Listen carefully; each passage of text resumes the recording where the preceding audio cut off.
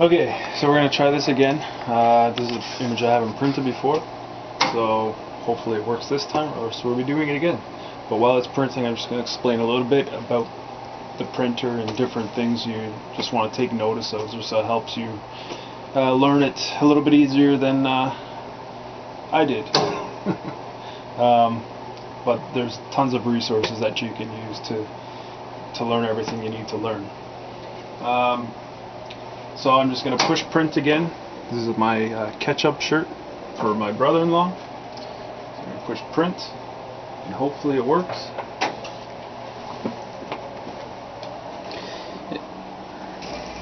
There we go. So now you can see what it's going to do here. It's printing the underbase right now.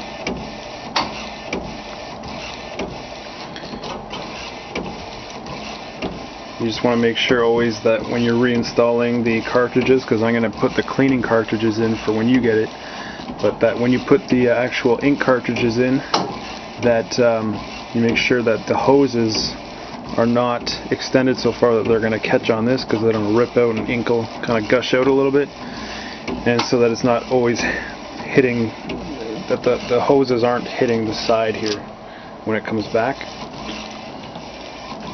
Just, so it makes it for good printing. Also, if you can see back here,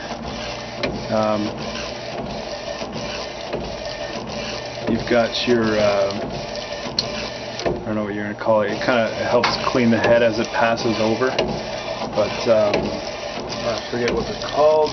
It's like a pad, an absorbing pad. Yeah, like ink pads. And so what I have, I just replaced them. You put about 3 layers of this stuff that I'm going to be sending you, and you cut it out to size. So it's just this stuff here that I bought, and you just take 3 layers of it and you cut a square out, because if you buy it from the manufacturer or a dealer, they're going to charge you $10 for 2 of them. I got all these packages for $1 each, and this will last you for about 1,000 years. So, and the result of what I did is I cut out all these pads here. You just take 3 layers and just cut out the same size, and then what I even did, because the pads that they sell at the manufacturer only have 2 sides, and you have to replace it. You can take each pad, flip it over when ink gets stuck on it, and then you have enough to use it 6 times before you have to put new pads in. Okay? Because if you look over here, you can see how all the head nozzles rub on it. Right? So it just helps clean it as it passes over, so ink isn't spilling everywhere. So yeah, that's just a little trick that I came up with, and it saves you a lot of money. Because you usually have to replace those every couple of weeks or a month. When you start seeing ink building up on it, you just take 1 pad and flip it over, and then just keep doing that through the whole cycle, then cut out some new ones. So you can see how it's coming out here.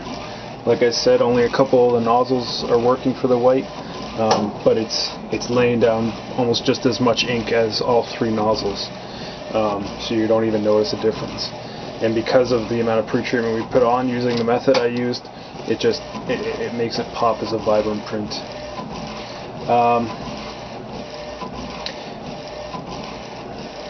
You can see the bulking system here.